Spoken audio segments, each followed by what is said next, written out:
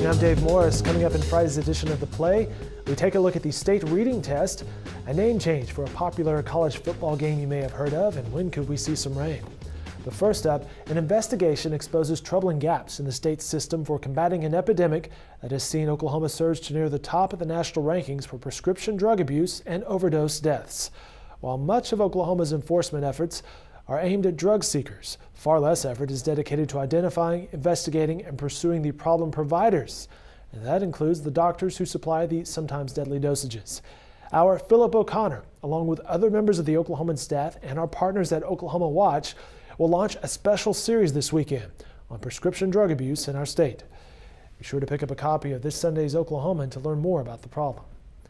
Thousands of students across Oklahoma will take state-administered tests beginning Thursday, and that could determine whether they repeat the third grade or graduate from high school. Education reporter Tim Willert will identify the types of tests, what they mean, and what school districts are doing differently this year to prepare students in light of the Reading Sufficiency Act. The OU-Texas game is getting a new name. The annual matchup has been rebranded as the Red River Showdown for this season. This isn't the first time the rivalry game has undergone a name change. You'll remember back in 2005, it was called the Red River Shootout to mark the 100th meeting of the teams. OU beat writer Ryan Aber will have more about the change and the big game at Saturday's Oklahoma. You may notice more pets next time you head to Will Rogers World Airport.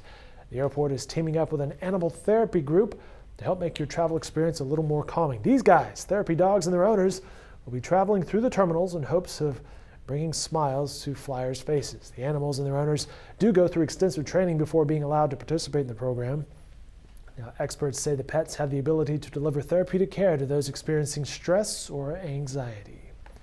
Looking at the weather, we could see some rain clouds this weekend. The system is moving in from the west, and that could bring some precipitation, or participation for that matter, for parts of western Oklahoma on Saturday.